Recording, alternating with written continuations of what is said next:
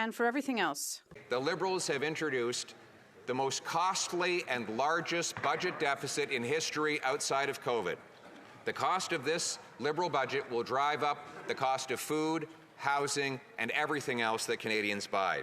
And the Prime Minister has broken every single promise he made just 7 short months ago. He promised a $62 billion deficit. He delivered nearly an $80 billion deficit, $16 billion bigger than he promised and twice the size that his predecessor left behind. He promised to lower the debt to GDP ratio. He raised it, and inflation along with it.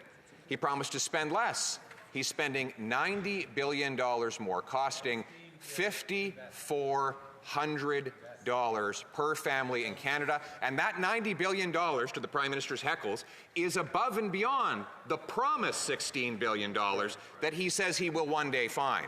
And if he doesn't find them, it will be over $100 billion in brand new spending to respond to the Prime Minister's heckles, Mr. Speaker. He also promised that he would invest more. His own budget document lays out a graph showing that every quarter of this year will see private sector business investment collapse. This costly budget forces Canadians to spend more on debt interest than on health care transfers. More than the government collects in GST. That means every dollar the Canadians pay in GST will go to bankers and bondholders instead of to doctors and nurses. All while he raises the industrial carbon tax on farm equipment and fertilizer and therefore food, on steel, concrete, and other industrial projects needed to build homes, a big tax increases on homes and food.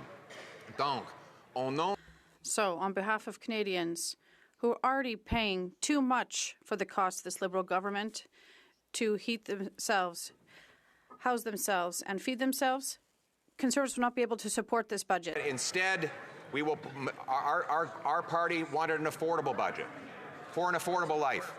And on behalf of all the Canadians who can no longer afford to eat, heat, or house themselves because of Liberal inflation, we Conservatives cannot support this costly Liberal budget.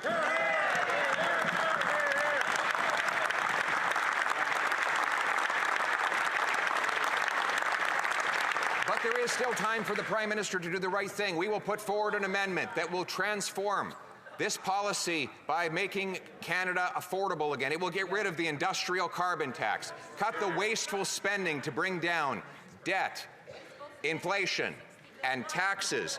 It will open our country up to opportunity by developing our prodigious resources, clear away bureaucracy to build affordable homes.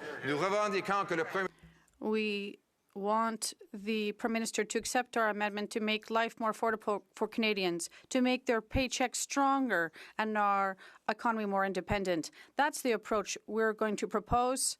We're proposing an economy that's more affordable for our young people, that is safer for our seniors, and that protects Canada's promise for everyone who works hard. Full future. For our young people, we want homes, jobs, and hope. For our seniors, we want affordability. And we want for all Canadians who work hard to bring back the promise of Canada. Thank you very much.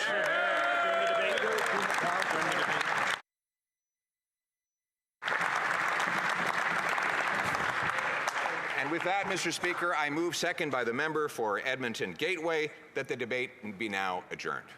Thank you.